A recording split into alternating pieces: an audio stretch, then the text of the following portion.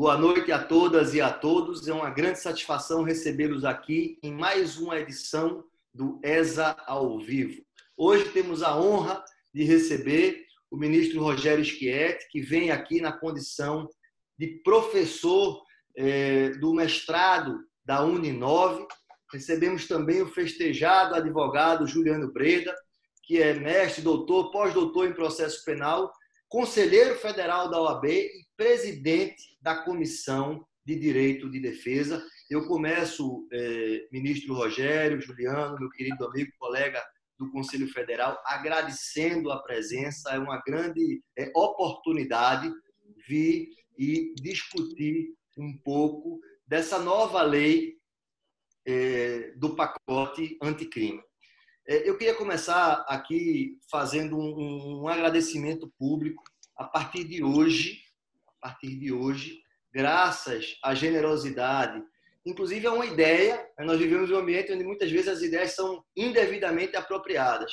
O ministro Rogério Schietti havia gravado um curso para a plataforma da ESA Nacional e aí sugeriu uma prática que passa a virar uma política. A partir de hoje, está disponibilizado um curso do ministro na nossa plataforma www.oab.org.br, um curso livre sobre prisão e outras medidas cautelares em face do pacote anticrime. Esse curso, 100% da renda desse curso, da receita oferida, vai ser destinada a um programa do SESC, ao Banco de Alimentos, para poder ajudar essa legião de pessoas hoje que, infelizmente, estão sem ter o que comer. Então, é a ESA juntando conhecimento com solidariedade. E aí, ministro, mais uma vez, fazendo esse registro de agradecimento. Queria também, Juliano, agradecer aí a sua presença, a sua disponibilidade, sua agenda sempre tão corrida. E queria começar pelo Juliano, pedindo aí que você faça, Juliano, na sequência o ministro fará as considerações dele, sobre uma visão geral, um overview sobre esse instituto do juiz das garantias. Como é que você vê esse instituto? Ele representa efetivamente uma melhoria para o nosso sistema? Quais são os ganhos? Há alguma crítica que se faça ao modelo que foi inicialmente proposto? A gente vai falar depois das condicionantes que foram impostas. Seja muito bem-vindo, você já tem a palavra. Obrigado, Rony, pelo convite. Agradeço esse trabalho sensacional que você faz à frente da ESA Nacional. A minha honra, a minha satisfação de estar aqui é maior por compartilhar esse debate com o ministro, professor Rogério Schietti, que além de ser um grande magistrado brasileiro, é uma referência para todos nós, estudiosos do direito do processo penal, por suas aulas, por seus votos, suas falas, sempre na vanguarda do entendimento jurisprudencial brasileiro. Portanto, é um espaço que eu reputo como fundamental esse debate que nós realizamos no meio virtual, né? Esperamos em breve estar em eventos presenciais para abraçar os amigos da advocacia brasileira, todos os colegas, mas é necessário que nós utilizemos esses instrumentos, essas ferramentas e sigamos debatendo e estudando as grandes alterações, os grandes temas de direito do nosso país. Pois bem, o tema do juiz de garantias ele tem diversas abordagens possíveis. Eu faço uma primeira referência histórica de que esse instituto, ao contrário do que muita gente tenta acusá-lo, ele não se trata de uma reação do Congresso Nacional a essas operações recentes no nosso país, não é uma retaliação do Parlamento à Operação Lava Jato. Esse modelo de processo penal, que se aproxima muito mais do desenho, da arquitetura da Constituição de 1988, tinha sido o sistema escolhido, o modelo escolhido pelo anteprojeto do Código de Processo Penal, que é de 2009, uma ampla discussão com as grandes autoridades na matéria do nosso país, uma comissão originariamente presidida pelo ministro Hamilton Carvalhido, do Superior Tribunal de Justiça, e composta por advogados, por membros do Ministério Público Federal, estadual, por juízes federais, desembargadores, enfim, uma comissão extremamente plural, indiscutivelmente capacitada, que elegeu o modelo de juiz de garantias como ideal para o nosso processo penal, como sistema de maior compatibilização, afirmação, concretização das garantias fundamentais da Constituição de 88. E era um modelo que tinha como semelhança, que tinha como parâmetro as grandes reformas das últimas décadas do processo penal na Europa e na América Latina. O juiz de garantias existe, o modelo de juiz de garantias, não exatamente como o nosso, com os mesmos contornos, mas já existe hoje em Portugal, na Itália, no Uruguai, Chile, Argentina, enfim, em diversos sistemas processuais penais democráticos. Esse modelo é aquele compreendido como o que melhor realiza as finalidades do sistema de justiça. Afasta o magistrado que julga o caso da função jurisdicional de controle da legalidade da investigação, da legalidade da prisão ou da concessão de liberdade durante a tramitação da investigação. Esse juiz que atua no início, o juiz de garantias, é o responsável por fazer o controle jurisdicional da produção da prova na investigação, que pode oferecer mais legalidade e mais qualidade à produção da prova. Basta lembrarmos que nós aprovamos também nesse pacote a regra sobre a cadeia de custódia da prova, que oferece mais segurança e qualidade na prestação jurisdicional. Portanto, é um modelo, inegavelmente, que concretiza as garantias da Constituição de 88. A OAB foi ao Supremo, concordou com a prorrogação do prazo da vacatio legis, porque era muito difícil que os tribunais brasileiros se organizassem no prazo de 30 dias para aplicar e criar regras de substituição entre o juiz da investigação e o juiz que julgará o caso, devem ser juízes distintos, mas nós discordamos da liminar concedida pelo ministro Fux, porque temos a convicção da plena constitucionalidade deste modelo. Voltando a repetir para concluir, não se trata de uma medida em retaliação a essa ou aquela operação, a esse modelo, a esse ou outro modelo de justiça criminal dos últimos anos do nosso país. Se trata, sim, hoje de um consenso entre todos os grandes doutrinadores do mundo e o modelo adotado pelas últimas grandes reformas do processo penal na América Latina e também na Europa. Muito obrigado. Por favor, ministro Rogério Schietti, seja muito bem-vindo. Boa noite, é um prazer estar aqui, professor Dr. Rony Preuss Duarte, na sua liderança na Escola Nacional da Advocacia, com tantos cursos, né, e tantos eventos, oferecendo a possibilidade de um acesso maior a toda a comunidade jurídica.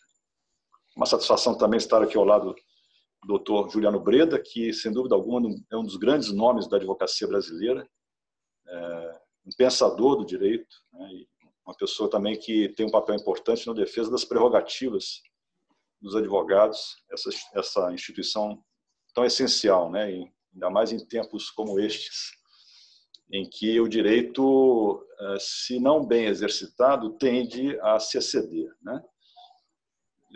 Com relação ao tema inicial, estou de pleno acordo com tudo que disse o doutor Juliano, porque não é nenhuma novidade, né, no Instituto do Juiz das Garantias.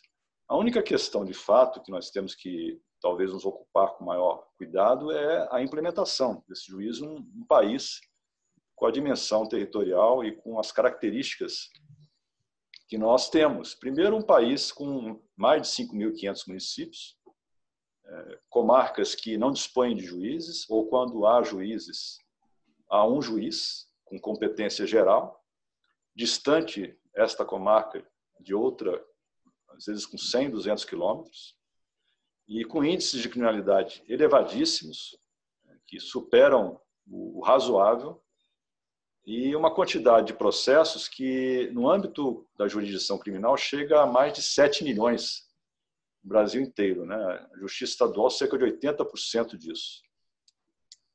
Cada juiz brasileiro produz uma média de 1.800 decisões por dia, por ano, que dá uma média de mais de 7 decisões diárias.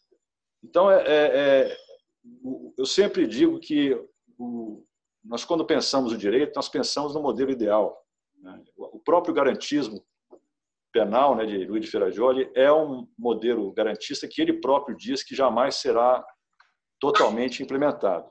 São garantias, são modelos que nós devemos perseguir, porque são ideais. Mas, na prática, nem sempre eles poderão ser concretizados.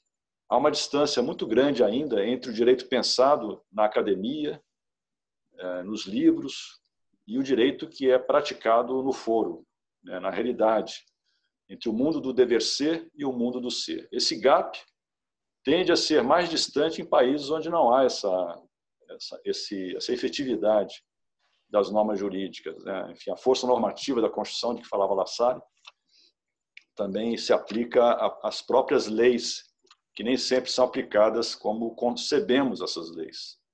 Então, eu acho que o nosso desafio agora será a implementação do juiz das garantias. Mas, a meu ver, é uma figura moderna, uma figura que tem o objetivo de preservar a imparcialidade do juiz, evitando que aquele juiz que tomou contato inicial, antes da acusação ser formalizada, e muitas vezes decidindo questões cautelares, com a necessidade, inclusive, de expor, de justificar, de motivar o seu ato, e com isso, muitas vezes, já formando uma pré-convicção sobre os fatos, sobre até a autoria, o juiz das garantias impede que essa pessoa seja a mesma que irá posteriormente, durante o processo, colher a prova e julgar, né? Então, do ponto de vista estrutural, ele se compatibiliza com o modelo acusatório, que, na verdade, a meu ver, a grande inovação da lei anticrime, no seu artigo, acho que 3º, né, que fala que o processo penal terá estrutura acusatória vedada a iniciativa judicial durante o inquérito e a substituição do papel do órgão acusador pelo juiz. Este dispositivo, para mim, é o mais importante e ele tem tudo a ver com o juiz das garantias, na medida que o preserva desta atividade que, muitas vezes, no inquérito, é uma atividade de auxiliar da acusação.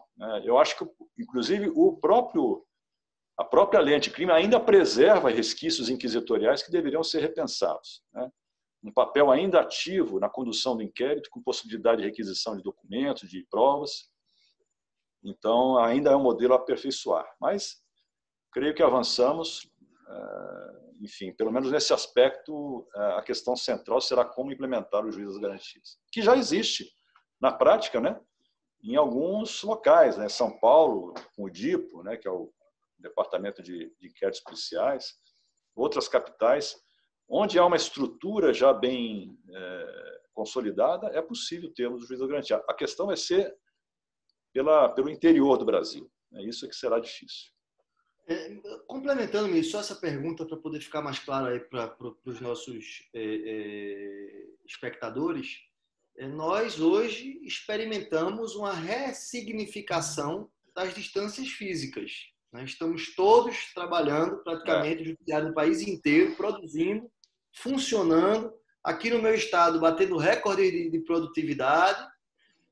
Será que esse entrave aí logístico, ele é intransponível, ou o senhor acha que com o emprego da tecnologia, criatividade, a adoção de determinadas medidas organizacionais, não há condições de superar essa dificuldade? Eu creio que sim. Até comentávamos antes, né, que se esta crise, ou se o juiz das garantias tivessem se instalado no Brasil e no mundo, né, vamos colocar em relação à crise, à pandemia do coronavírus, alguns anos atrás as consequências seriam muito piores.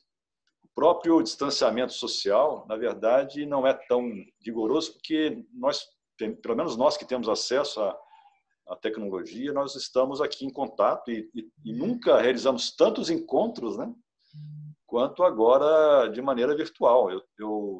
Os meus auxiliares, a minha equipe, que muito me auxilia no STJ, toda trabalhando, cada uma na sua residência, eu próprio tendo acesso aos processos aqui da minha residência, e portanto, isso para o juiz das garantias também será possível, né? Será um meio de encurtar essas distâncias. Na verdade, a globalização chegou no direito e chegou com a tecnologia também na realização desses novos institutos, né?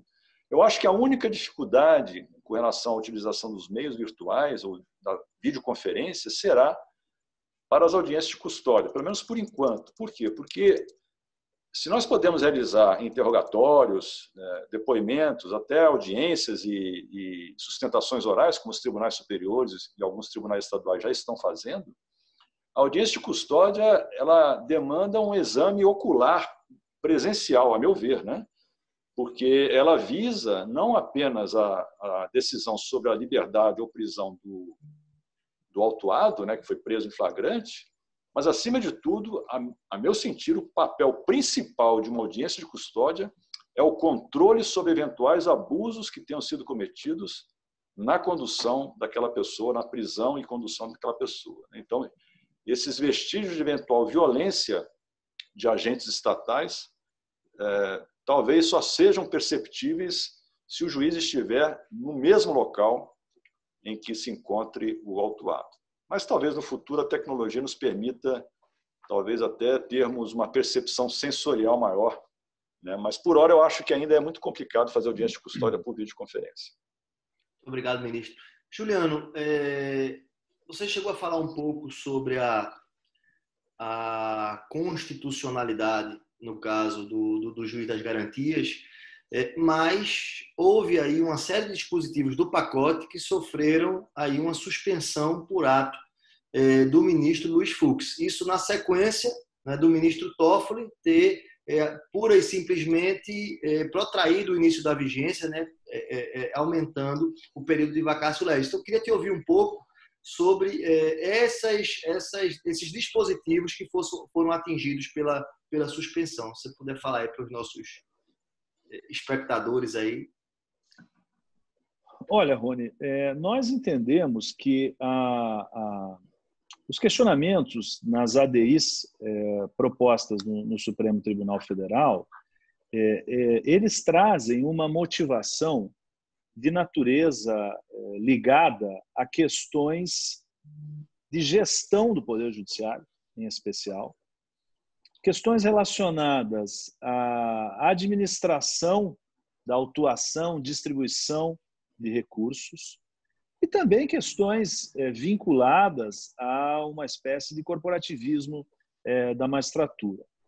Nós não identificamos, dentro do Conselho Federal, nenhum questionamento jurídico da constitucionalidade dos tipos penais que regulamentam todo o modelo do juiz de garantias que tivesse alguma dignidade, alguma relevância de maior receio da parte do Conselho Federal. Os nossos estudos nessa área foram todos comandados pelo professor Gustavo Badaró, que é talvez o processualista penal mais citado hoje do país, especialmente nos tribunais superiores, professor titular da USP, do Direito Processual Penal, e conselheiro federal pela bancada de São Paulo. E, na nossa opinião, todos os artigos questionados em relação à Lei 13.964, o modelo de juiz de garantias, pela JUF, pela MB, foram muito bem afastados pelo ministro Toffoli. O ministro Toffoli, numa decisão liminar muito aprofundada, uma decisão liminar que fez uma avaliação criteriosa e detalhada de cada uma das alegações presentes nas ADIs, afastou a verossimilhança de todas essas alegações. Basicamente porque, e eu quero aqui reforçar bastante o que disse o ministro Schetti, o modelo eleito pelo juiz de garantias, ele já havia modelos semelhantes em 8 estados da federação, pelo menos nesse momento em vigor, com o mesmo desenho, com a mesma estrutura do que hoje acabou sendo suspenso pela decisão liminar do ministro Luiz Fux. A questão que me parece um pouco mais delicada é da aplicação do modelo do juiz de garantias no âmbito dos tribunais. Essa o próprio ministro Toffoli, antes mesmo da sua decisão, em algumas entrevistas, já ressalvava a hipótese do modelo do juiz de garantias não se aplicar às ações penais originárias por diversas razões, mas o ministro Toffoli sustentava e é relevante o argumento do ministro-presidente do Supremo de que nas ações penais originárias perante os tribunais, você tem o julgamento colegiado, ao contrário do julgamento de primeira instância, que é monocrático. Portanto, aquele risco de contaminação psíquica do julgador, que se envolve no inquérito policial, com a produção da prova, com a quebra de sigilos fiscais, bancários, de dados, com as interceptações telefônicas do investigado, que faz o controle da prisão em flagrante, que verifica os requisitos da prisão preventiva e que, nesse momento, pelo seu maior envolvimento com a investigação, pode ter a sua convicção e a sua imparcialidade contaminadas para um juízo de mérito, juízo que avaliará realmente a presença de elementos de autoria, materialidade, absolverá ou condenará o acusado e aplicará a pena, não é a mesma lógica que se trabalha para o julgamento perante os tribunais. Eu tendo a uma opinião de que o ministro desembargador relator, o ministro relator que comandasse a investigação no âmbito das ações penais originárias, não deveria ser o relator da matéria no julgamento de mérito. No Supremo, isso seria muito fácil resolver. O inquérito tramitava perante uma das turmas, se essa turma recebesse a denúncia, encaminhava para a instrução e julgamento da outra turma. Resolvia o problema. Sim, ministro. Desculpe, doutor Júnior, só para não perder o gancho dessa sua observação, eu acho que se há uma questão que nós precisávamos talvez rever, é a possibilidade de um ministro de um tribunal superior, tanto do STJ quanto do Supremo, conduzir ele próprio uma investigação, por exemplo, em relação a outro magistrado, e participar do julgamento como relator, como o senhor colocou. Porque em relação a algumas autoridades, quem faz esse trabalho é a polícia, normal, né? Enfim, há um inquérito policial conduzido pela polícia civil ou federal, depois o Ministério Público apresenta a denúncia e é designado o relator na ação penal originária. Mas no caso, por exemplo, de crimes praticados por desembargadores, quem realiza essa investigação é o ministro do STJ, inclusive colhendo depoimentos na fase pré-processual, e depois participará do julgamento. Eu digo isso com tranquilidade, não é nenhuma crítica, evidentemente, ao STJ, enfim, a nós próprios, mas é um tema que sempre me preocupou, porque hoje, quando nós lemos no artigo 3º do Código de Processo Penal, com a reforma da Lei 13.964, que o processo terá terá estrutura acusatória, sendo vedado ao juiz assumir funções acusatórias do processo penal e substituir seu titular da ação penal, isso, a meu ver, tem que ser repensado, né? Porque eu acho que há aqui um resvalo no princípio acusatório. Perfeito, ministro. Me permita, Juliano, só para poder pegar esse gancho, até porque eu não sou especialista em direito penal, e aí me surgiu como curiosidade.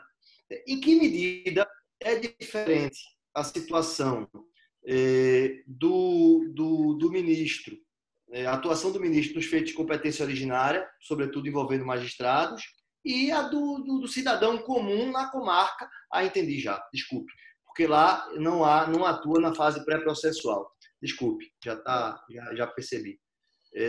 Agora, há uma questão de constitucionalidade nessa lei que não foi ainda aventada, pelo menos não vi ainda, que, a meu ver, talvez chegue ao Supremo Tribunal Federal em breve, que é a possibilidade, aliás, a vedação que a lei determina, a liberdade provisória em algumas situações que estão lá no artigo 310, parágrafo 2º, que diz que se o juiz verificar que o agente é reincidente ou que integra organização criminosa, armada ou milícia, ou que porta arma de fogo de uso restrito, deverá denegar a liberdade provisória com ou sem medidas cautelares.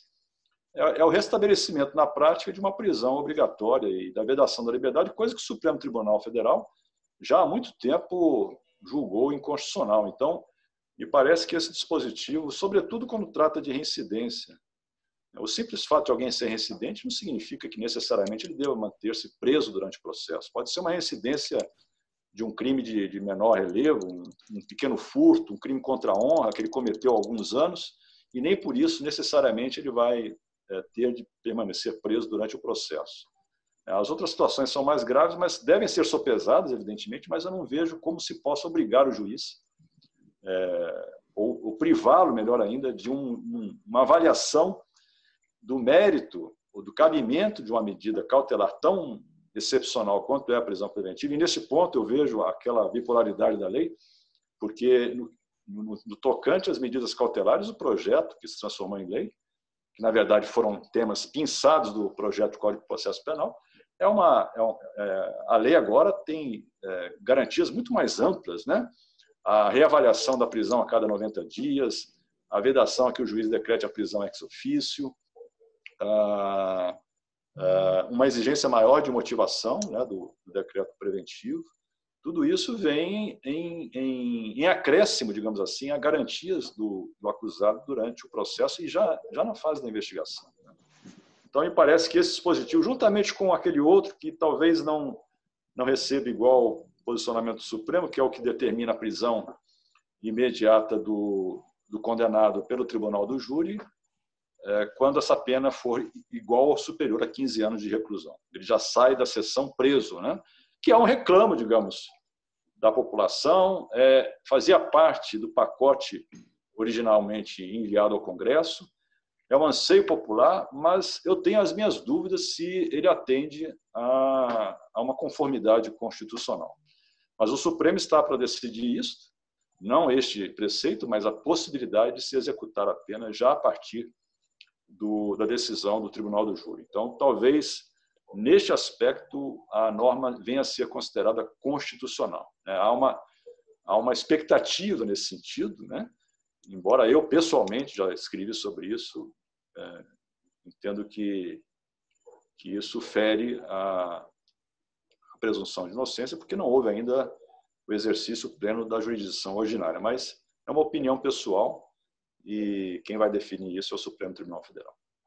Obrigado, ministro. Juliano, você falava sobre a constitucionalidade. Pode continuar aí, por favor. Não, eu concordo integralmente com o que o ministro disse em relação às questões pertinentes do juiz de garantia, mas existem, sim, alguns temas cuja constitucionalidade enfrentará uma discussão polêmica no âmbito do Supremo. A adoção do modelo do juiz de garantias perante a justiça eleitoral, o ministro Toffoli é contra, o ministro Fux tudo indica que também. A adoção do modelo do juiz de garantias nos casos de crimes da Lei Maria da Penha, no caso de violência domiciliar, há um entendimento de que isso poderia prejudicar o enfrentamento desse tipo de criminalidade. Nós não concordamos com essas abordagens. A OAB Nacional, portanto, repetir, os criminalistas, conselheiros criminalistas e outros professores, nós fizemos um estudo e entendemos que as regras aprovadas pelo Congresso Nacional são todas compatíveis com a Constituição. Entendemos, sim, que no julgamento perante o Supremo terá de existir algum tipo de compatibilização. Dou um exemplo até no caso do STJ, porque muitas matérias em ações penais originárias nos tribunais, o relator não decide sozinho, ele submete muitas questões, prisões, quebras de sigilo, à turma. No caso do STJ, a competência é da Corte Especial para julgar detentores de foro de prerrogativa. Se nós transpusermos de maneira integral o modelo do juiz de garantias e quisermos impor, por exemplo, a regra de que quem atuou na investigação fica impedido para atuar no julgamento, no STJ, uma matéria que durante a investigação fosse levada pelo relator, mesmo que para ratificação da Corte Especial, desse órgão colegiado, ou no Supremo, por uma das turmas, e no Supremo é muito comum, por exemplo, uma discussão na turma ser afetada ao pleno, ou no caso de crimes cometidos pelo presidente da Câmara, que a competência do plenário, o plenário decide uma matéria no curso de investigação, acho que no caso do Eduardo Cunha decidiu uma série de matérias, a prisão inclusive, quer dizer, todos os ministros ficariam impedidos para julgar o mérito. É evidente que nós não podemos construir uma interpretação jurídica que leve a um resultado irracional como esse, né? Seria absolutamente inimaginável que a interpretação levasse a concluir que toda a Corte Especial do STJ estaria impedida para julgar o mérito. No caso, todo o plenário do Supremo estaria impedido para julgar o mérito. Então, será necessário, sim, uma reflexão muito grande por parte do Supremo no julgamento dessas ADIs, e aqui já falo publicamente, vou pedir que o presidente Felipe Santa Cruz faça um requerimento ao ministro Fux para realizar as audiências públicas de videoconferência que ele determinou no caso dessas ADIs, realizar as audiências públicas por videoconferência, né? Que nós não atrasemos mais o julgamento dessa matéria, que se supere essa fase processual para que o ministro possa liberar o seu voto e o plenário do Supremo possa enfrentar de maneira definitiva a constitucionalização dessa matéria e a modulação dos efeitos. Porque me parece que há já, inclusive em entrevistas de jornais, uma maioria consolidada no Supremo pela constitucionalidade do modelo de juízo de garantias. Mas esses pontos específicos, adoção na justiça eleitoral, os crimes da Maria da Penha, adoção nos tribunais de segunda instância, nos tribunais superiores, isso sim vai gerar uma discussão mais ampla e o Supremo precisa enfrentar de forma definitiva esse assunto. Porque, repetindo e para concluir acho que esse tema, as regras do juiz de garantia nada mais fazem do que maximizar as regras da Constituição. É o modelo que mais assegura a imparcialidade do juiz, é um modelo que oferece mais controle da legalidade da prova e, acima de tudo, Rony, é um modelo que dá mais segurança e qualidade na prestação jurisdicional, que é isso que se deseja em todos os setores. Obrigado, Juliano. Eu queria agora passar para um outro tema, que é da execução penal. Nós tivemos aí um recrudescimento, né, do regime para cumprimento das penas. E aí muita gente fala que isso vai ser um obstáculo à ressocialização, outros dizem que é bom porque isso diminui a criminalidade. E, paradoxalmente, o pacote também traz aí um negócio jurídico-processual, né, onde você pode evitar o encarceramento, você tem uma certa desjudicialização do processo penal, e isso muitas vezes parece, pelo menos, um pouco contraditório. Então, eu queria ouvi-los, começando pelo ministro Schietti, sobre esse tema especificamente. Por favor, ministro.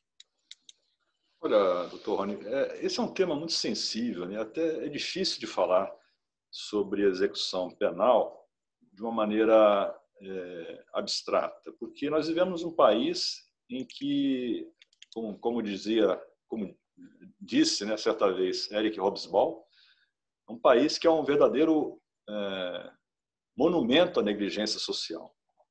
Isso em vários serviços públicos, e o sistema penitenciário é apenas mais um. E é um que não encontra nenhum tipo de solidariedade, digamos assim, social, porque uma boa parte da população gostaria de ver as coisas ainda piores, né? Enfim, todas as vezes que verificamos alguns benefícios dentro do sistema penitenciário de qualidade das instalações, né, algum tipo de oferta de oportunidades aos internos, existe uma reação por parte de alguns setores da sociedade, dizendo que vai virar um hotel 5 estrelas, que, enfim, as pessoas que estão lá dentro estão melhores do que as que estão aqui fora, etc. Nós temos o problema do superencarceramento, do excesso de pessoas presas, embora, na minha opinião, se nós fôssemos olhar bem, temos um número muito maior de pessoas que estão soltas e deveriam estar presas, porque o grau de ineficiência do nosso sistema é altíssimo, o grau de impunidade é altíssimo. Nós temos cerca de 80%, pelo menos, dos inquéritos por crimes contra a vida arquivados, sem apuração de autoria. Então, é um universo muito grande de pessoas impunes por crimes gravíssimos. Se nós tivéssemos um sistema de justiça criminal mais eficiente, mais efetivo, nós teríamos talvez uma população carcerária muito maior do que a que nós temos. Agora, por outro lado, nós temos um sistema penitenciário desumano, em alguns locais inumano, né? Em que há um verdadeiro menosprezo aos mais comezinhos direitos do indivíduo. Então, é muito difícil falar de endurecimento dessas condições, né? Agora, eu acho até que, em alguns aspectos, seria até possível um grau de endurecimento do sistema. Por exemplo, na questão das saídas temporárias, como foi adotado pelo projeto, os percentuais para a progressão de regime, para crimes mais graves, porque realmente, sejamos francos, né? E eu aqui abro meu coração porque eu me considero um humanista, mas eu não consigo enxergar com bons olhos a ideia de que uma pessoa condenada a 30 anos de reclusão por um crime de homicídio qualificado, mais de uma pessoa, enfim, vários homicídios, com 6, 7 anos esteja já em liberdade, ou menos do que isso, né? Eu acho que nós teríamos que ter penas menores, mas que fossem cumpridas. Aliás, é isso o que já dizia a Beccaria, né, quando falava da brandura das penas. É isso que fala Ferrajoli quando diz que o sistema ideal é o que tenha penas relativamente baixas, de 15 anos no máximo, 15, 20 anos no máximo, mas que sejam cumpridas. E aqui no Brasil nós temos penas elevadíssimas que são cumpridas em percentual muito, muito pequeno. Então, nesse aspecto, eu acho que o projeto, eu não tenho críticas em relação a isso, porque vejo um certo laxismo na concessão de benefícios. Embora, repita, em razão das condições desumanas do nosso sistema penitenciário, acaba que esses benefícios são uma maneira de minorar as graves violações de direitos humanos que são praticados diariamente. Isso já é reconhecido, inclusive, por ministro da Justiça, né, que qualificou as nossas penitenciárias como verdadeiras masmorras. Por organismos internacionais também, né, ministro? Exatamente. Então, nós temos muito de que nos envergonhar quanto ao sistema penitenciário. Muito ainda a avançar, né? Mas é uma realidade brasileira que precisaria ser repensada. Por favor, Juliano.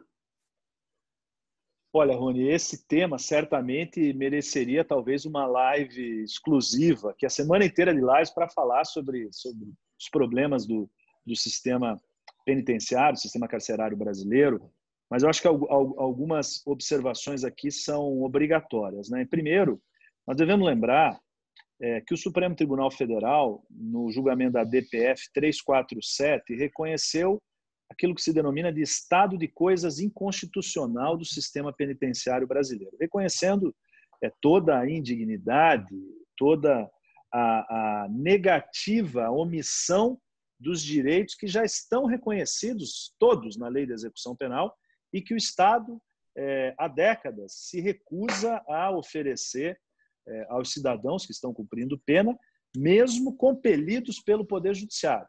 A OAB em todo o país, as comissões de direitos humanos da OAB em todo o país provocam o Poder Judiciário, obtêm medidas que determinam ao poder público o investimento, a criação de maiores vagas, mas a história do sistema carcerário é a história da crise, do drama, do colapso do sistema carcerário brasileiro, e nós não vemos, por parte especialmente do Ministério da Justiça, uma política criminal clara de enfrentamento e de solução desse problema. As medidas que foram propostas e aprovadas pelo Congresso Nacional, pelo atual governo, pelo ex-ministro da Justiça, no sentido de endurecer o cumprimento da pena, restringir a progressão de regime e solturas, saídas, se dirigem basicamente à grave criminalidade, aos crimes cometidos, aos condenados que cometeram crimes por intermédio de organizações criminosas, crimes violentos, mas eu nem entro no mérito, né, de se é algo política criminalmente ideal ou não. Sabemos que não é essa a solução que a sociedade espera, porque sabemos há muito tempo que o problema está na origem, né, e não na saída, né? O que se cobra das autoridades brasileiras, o que se cobra do Estado, o que o Supremo também, volta e meia, nessas decisões tem enfatizado, e todos os juízes, né, com uma concepção mais humana, impõe uma política criminal diferente. Nós não queremos uma política criminal melhor, nós queremos uma outra política completamente distinta dessa que foi executada ao longo das últimas décadas, em especial no enfrentamento da questão das drogas no nosso país. É preciso reconhecer que esse modelo de política criminal de enfrentamento às drogas, enfrentamento à violência, a grave violência no nosso país, fracassou nas últimas décadas. Então, é necessário que, em especial, as autoridades que estão à frente da justiça e da segurança pública reconheçam essa falência e adotem posturas e ações de Estado verdadeiramente destinadas a reduzir a criminalidade e a corrigir essa distorção da impunidade no sistema penal. O ministro Schietti falou que ele preside um importante estudo no CNJ a respeito do Tribunal do Júri. Eu li um artigo excelente nos últimos dias, se não me engano, na semana passada, do ministro Sebastião Reis, do STJ, desqualificando esse mito da lentidão dos tribunais superiores, né, mostrando que a maioria absoluta dos processos no STJ, processos criminais, transita em julgado em menos de um ano, assim como no Supremo. E citando, ministro Schietti, talvez Vossa Excelência possa até detalhar um pouco mais esse tema, citando até, eu fiquei impressionado com esse número. Eu não faço processo Tribunal do Júri, eu não faço processos, eu não atuo, em regra, em processos de criminalidade violenta, mas dizendo que esse estudo CNJ teria constatado que o processo de homicídio doloso perante o Tribunal de Júri no Paraná dura, em média, algo em torno de 3 anos, e em São Paulo duraria algo em média de 8 a 10 anos. Quer dizer, esse é um problema gravíssimo que precisa ser foi diagnosticado por esse grupo de trabalho do CNJ e que as autoridades precisam, com o apoio, evidentemente, do Poder Judiciário, precisam avaliar qual é o problema que faz com que isso ocorra. É preciso lembrar também que essa não é uma verdade absoluta, né, de que a velocidade do julgamento impõe a redução da criminalidade, porque os índices de homicídio doloso no Paraná são muito maiores do que São Paulo, até numa situação completamente oposta a esses números aqui da duração dos processos de homicídio doloso em cada um dos estados. Mas eu enfrento, Rony, a tua indagação da seguinte maneira. É importante lembrar também o histórico de aprovação do projeto anticrime.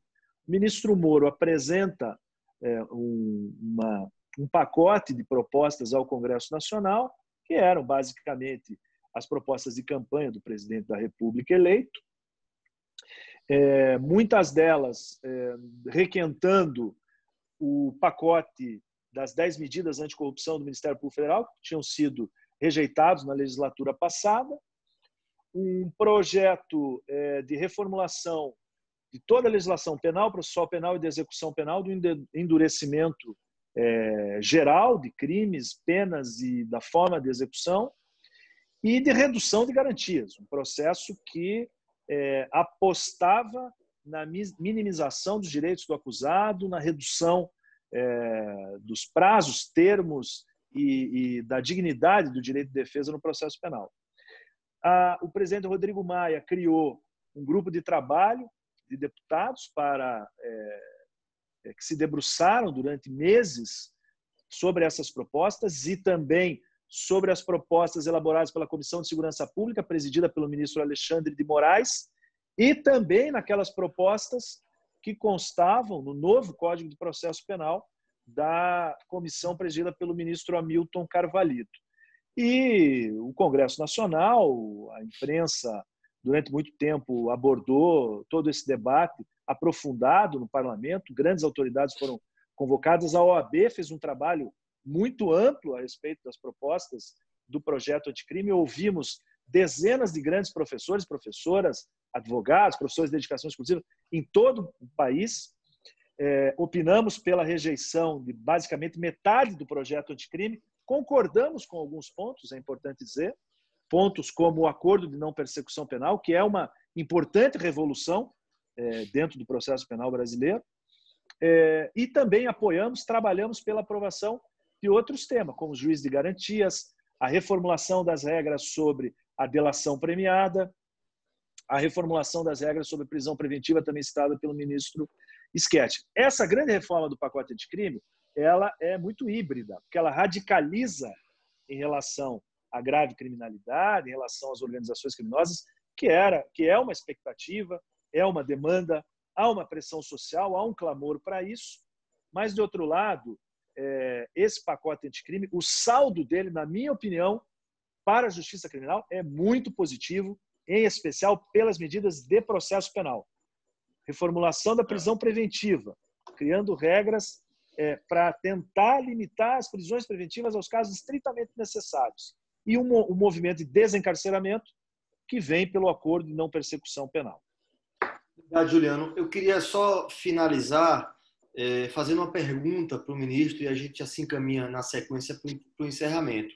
Estamos vivendo aí uma pandemia e eu queria saber do ministro, no que diz respeito ao direito penal e ao processo penal, o que é que se deixa de legado, quais são as perspectivas positivas ou negativas para um futuro próximo, médio e distante, ministro, por favor.